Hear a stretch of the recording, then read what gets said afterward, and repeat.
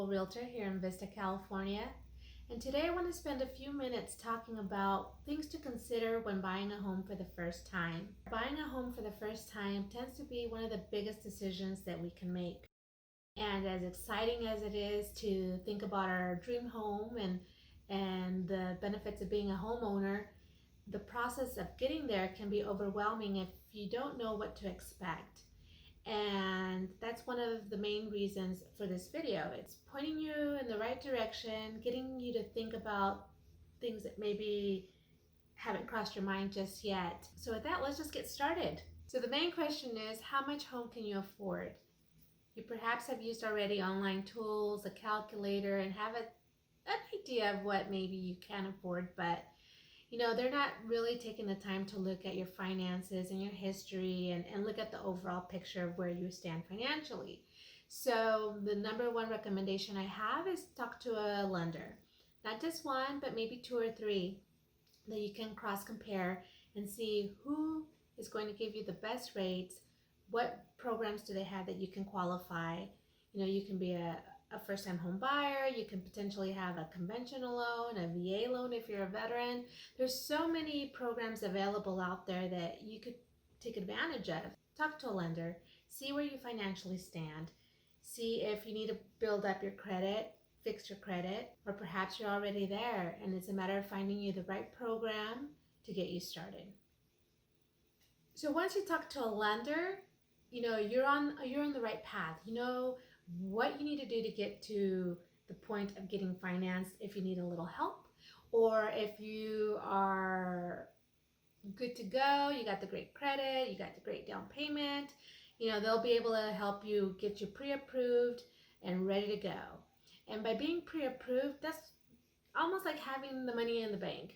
So when it comes to making an offer, your offer will be taken much more seriously, and the likelihood of you losing out on a home because you haven't been qualified just yet won't be there. You'll have a great chance of making a solid bid for a home, potentially getting it accepted, and then moving forward into escrow. And then in a matter of weeks, you'll have the keys to your home. So very important, talk to a lender, figure out how to get pre-approved, and then move on to number 2, 3, 4, and 5 of this video. So number two is making that list of your needs and your wants. We all want, well, let's not say we all want, but most people want the grand home with the new construction and the pool and the extra granny flat in the back. At least I do. I'll be upfront. But in some cases, when we talk to our lender, we realize that that's just something that we can't afford. Finding a home that has all the needs and all the wants, it's like finding a needle in a haystack. It possibly exists, but it could potentially be out of price range, or it's just not available on the market at the time that you're looking. So it's important to prioritize your needs over your wants, and then leave it to your real estate agent to help find the homes that best meet that criteria. Now, one of the things that I want to remind you is that sometimes buying a home that's slightly outdated is probably going to give you the most value in the long run. It gives you an opportunity to move into a home that with time you gradually upgrade. You make it your own, you get to choose your colors, your stone, your backsplash, and at the end of the day, if you choose to sell in a few years, you've put equity into it. You've put sweat and hopefully not tears, but you've put a lot of hard work in a home that has now a lot of value, at least much more value than it did when you first bought it. So don't be afraid to buy a home that needs a little TLC. Number three is finding the right buyer's agent for you. There's plenty of us out there, and I am a true believer that you need to really feel connected with that person, because that person is going to be with you from the beginning of your journey till the very end and after the fact. So find someone that you feel comfortable and confident in, and that you can work together. It is a partnership, so you really want to find one that has your best interest at heart. So when you do find that realtor, that person's going to go up to bat for you. They'll be negotiating the deals. They should be able to explain things that are happening during the process, what to expect next, and really be a representation of who you are in this big buying decision that you're making. And number 4, don't underestimate the cost of owning a home. Sometimes we're just looking at how much is it going to cost me to buy a 3-bedroom, 2-bath? How much of a down payment do I need? How much closing costs do I need? I want to make sure that my monthly payment is X. So know that when you buy a home, there's a lot more that's behind it. It's your insurance, it's obviously your utilities, but it's also those unexpected repairs. Maybe your boiler goes out, your AC goes out, pipe broke.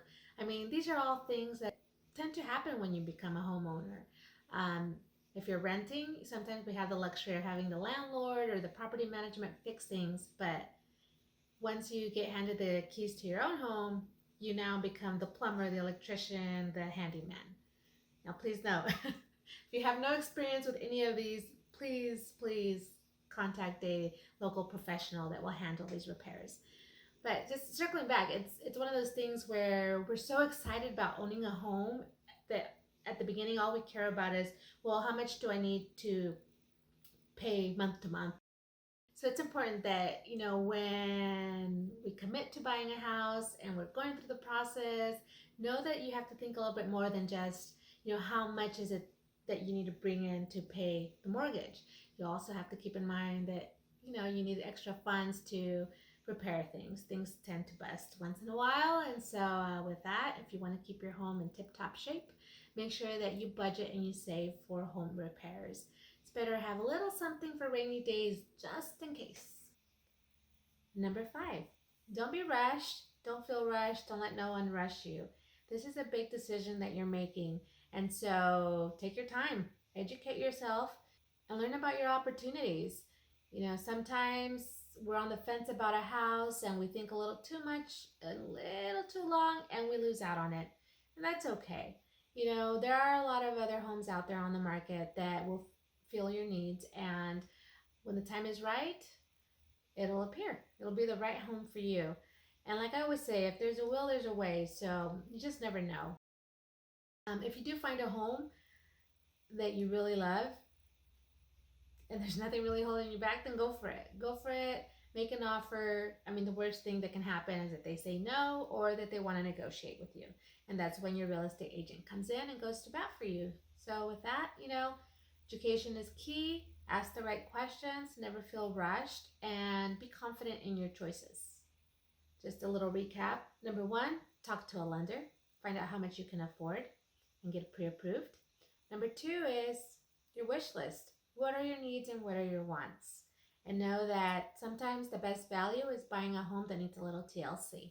And number 3 is finding a buyer's agent that has your best interest at heart. Find someone that you can connect with. It's going to be a beautiful partnership when you can both communicate and be on the same page.